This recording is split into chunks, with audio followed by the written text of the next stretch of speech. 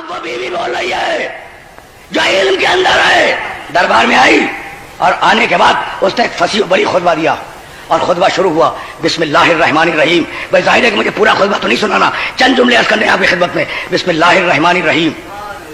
الحمد علامہ انعما والشکر علامہ الہما.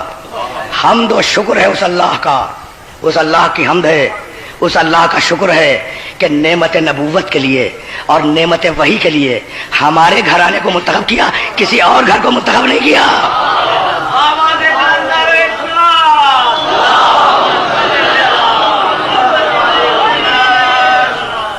سچویشن ذہن میں ہے. باغ کا مقدمہ دربار میں لے کے آئی ہے بیوی اور خطبہ دے رہی ہے کہ حمد اس خدا کی جس نے نعمت وحی کے لیے اور نعمت ہدایت کے لیے ہمارے گھر کو منتخب کیا، کسی اور گھر کو منتخب نہیں کیا. یہ کہہ کے پیغمبر کے فضائل بیان کیے. پیغمبر کے فضائل بیان کرنے کے بعد ہدایت کے شرائط بیان کیے. ہدایت کے شرائط بیان کرنے کے بعد دستور و قانون کی بنیادیں رکھی. دستور و قانون کی بنیادیں رکھنے کے بعد قرآن کے فضائل بیان کیے. قرآن کے فضائل بیان کرنے کے بعد جاہلیت کے حالات بیان کیے کہ تم ایسے تھے، تم ایسے تھے، تم ایسے تھے. میرے باپ نے آگے بدل دیا. تم اونٹنی کا پیشاب پینے والے، تم اونٹنی کی مینگنی کھانے والے. میرے باپ نے تمہیں انسان بنایا اور کسی کی مجال نہ ہوئی یہ کہنے کی کہ بی بی تم یہ کیا کہہ رہی ہو.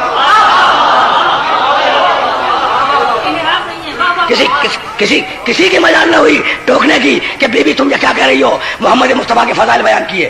محمد مصطفیٰ کے فضائل بیان کرنے کے بعد ایک مرتبہ شہزادی نے جنگوں کے حالات بیان کیے اور علی کے فضائل بیان کیے. اور علی کے فضائل بیان کرنے کے بعد فلسفہ تشریع اسلامی پہ گفتگو کی کہ حج کیوں، نماز کیوں، روزہ کیوں، زکوٰۃ کیوں. اور بیان کرنے کے بعد 7 آیتیں وراثت کی پڑھی. اب آواز دی بھائی ٹھنڈے دل سے سنے.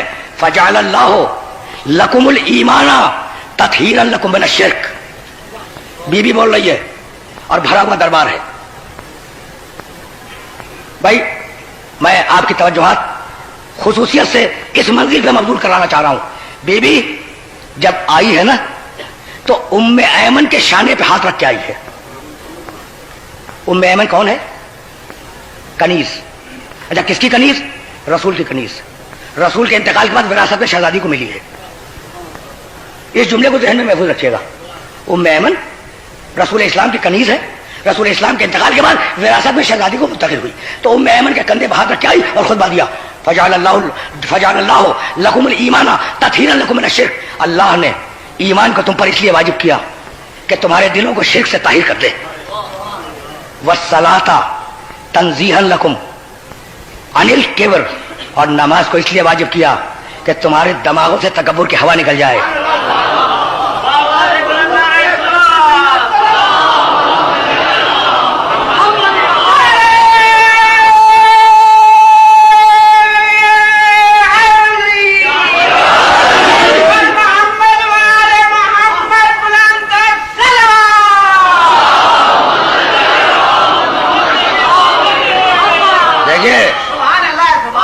کس شان سے خطبہ دے رہی ہے بی بی. والصلاۃ تطہیرا عن الکبر. نماز کو اس لیے واجب کیا کہ تمہارے دماغوں سے تکبر کی ہوا نکل جائے. والصوم تثبیتا للاخلاص. اور روزے کو اس لیے واجب کیا کہ پتہ چل جائے کہ امر الہی کی اطاعت میں کون مخلص ہے کون مخلص نہیں ہے.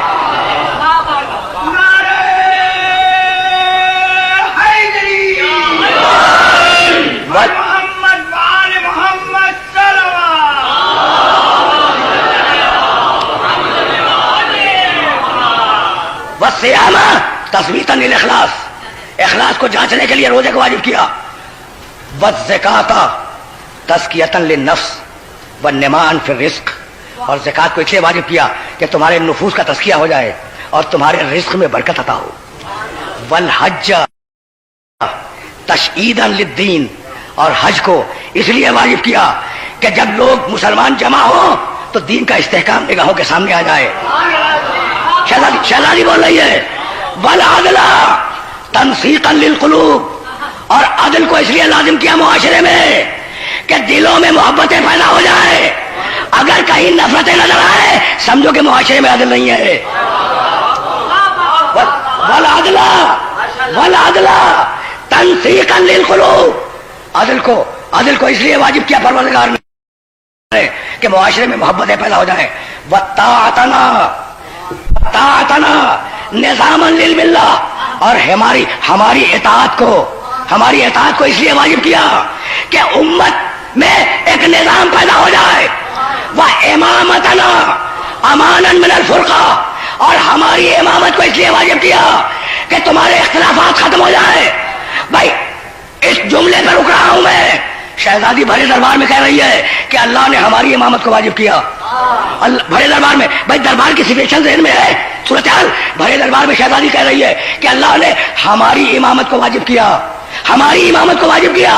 اور بھرے دربار میں کسی کی مجال یہ نہ ہوئی کہ شہزادی کو ٹوک کے کہتا کہ بی بی امام تو ہم بنا چکے ہیں.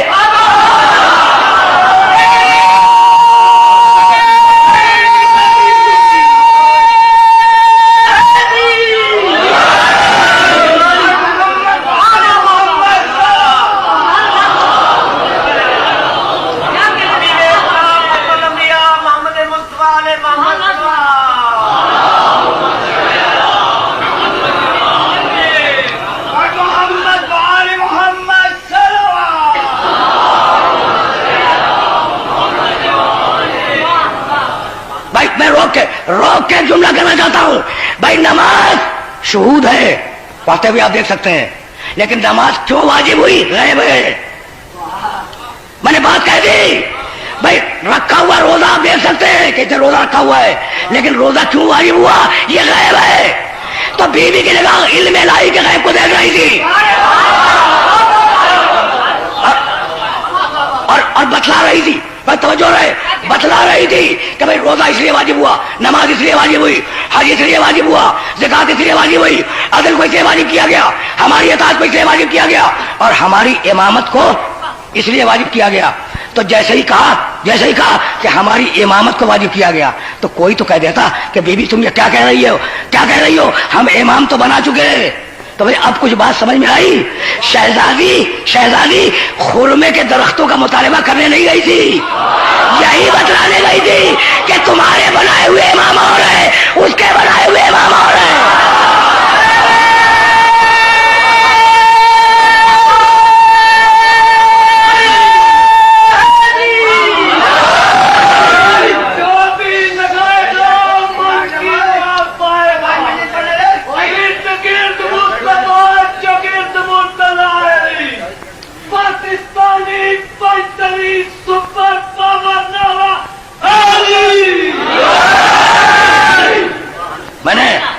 میں نے اپنے محترم سننے والوں کو بہت زحمت دی، لیکن بات کو آگے لے جانا ہے. تشریح اسلامی کے فلسفے میں گفتگو کی کر دی نا گفتگو. نماز یوں واجب ہوئی، روزہ یوں واجب ہوا. اور جب سب کہہ چکی تو ایک مرتبہ، بھائی توجہ رہے، ایک مرتبہ 7 آیتیں پڑھی وراثت کی جو قرآن میں ہے. للذکر مثل حظ الانثیین یرثنی ویرث من آل یعقوب.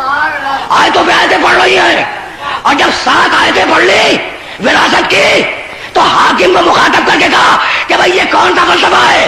اترث اباک ولا ارث ابی. تجھے تیرے باپ کی وراثت مل جائے، مجھے میرے باپ کی وراثت مل جائے.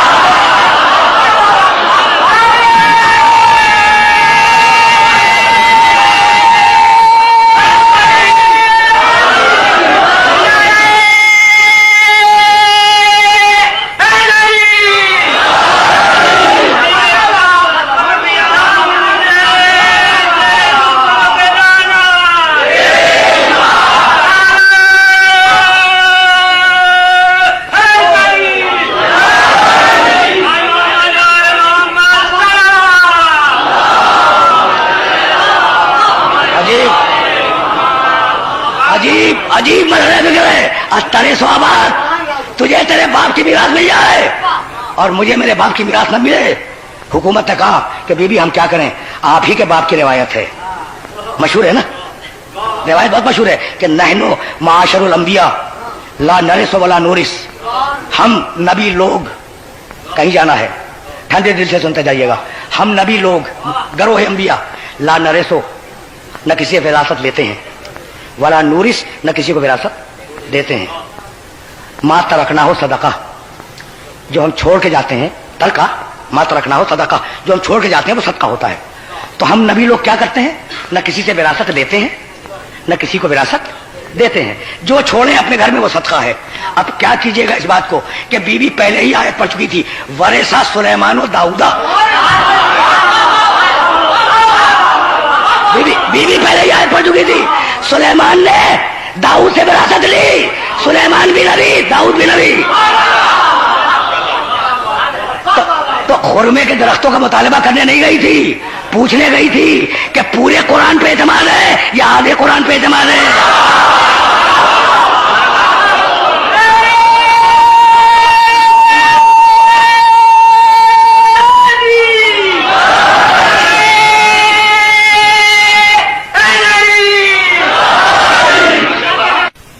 जिसका मसला हो, आपको मसला नमाज की प्रॉब्लम है और मैं आपको हज का मसला बता जाऊं, और जिसे हज की प्रॉब्लम है उसे ज़कात का मसला बता दूं, तो आप मेरी अकल पे शुबा करेंगे या नहीं करेंगे? अजीब मंतिक है कि जिसे विरासत मिलने वाली है उससे तो फरमाया नहीं, और गैर मुताल्लिक शख्स से फरमा गए, यानी है ना काबिल गौर बात, लेकिन मान लो कहा कि नहनु माशरुल अंबिया ला नरिसु वला नूरिस, हम नबी लोग न किसी की विरासत लेते हैं न किसी को विरासत देते हैं, मा तरकना हो सदका। तो बीवी ये तो आपके बाप ने कहा था, लेकिन फिर भी अगर आप कोई गवाह लाई हैं तो पेश करें। अगर आप कोई गवाह, मैं पूरा वाकया भी बयान नहीं कर रहा हूं, बहुत तफसीली है वाकया, अगर आप कोई गवाह लाई हैं तो उसे पेश करें। तो कंधे पे हाथ था ना उम्मे अमन के, उम्मे अमन को थोड़ा सा आगे कर दिया, कहा यही तेरी गवाही के लिए काफी है।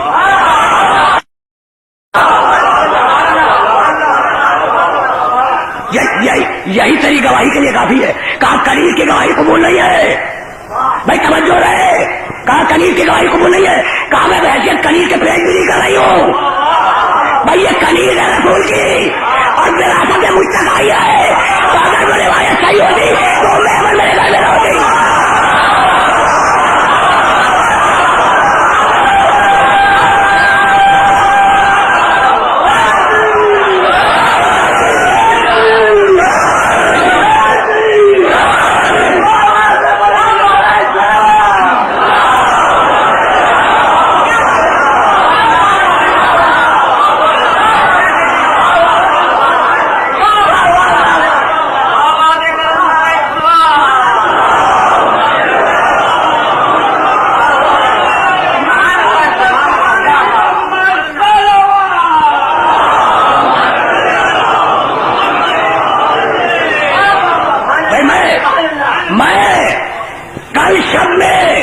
इमाम बारगाह बुसरा भी अर्ज कर रहा था कि अरे मोहम्मद ने रोटियां उठा के दे दी, भूखे रहे, तो जिन्होंने ली थी रोटियां कोई उन पर तनकीद करता है?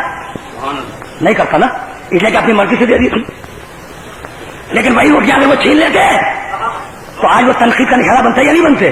तो भाई यही तो कहता हूं कि भाई मांग लेते फिर तो बेहतर था।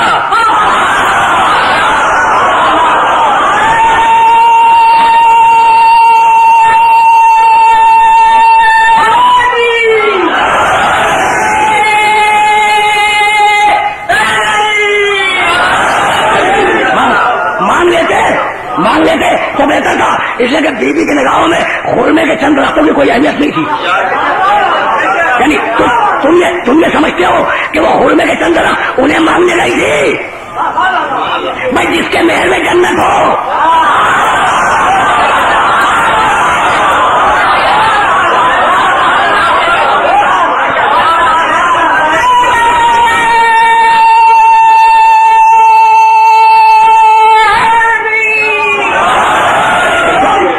जिसके महल में जन्नत हो वो हुरमे के दरख्त मांगने जाएगी, खुदा की कसम नहीं।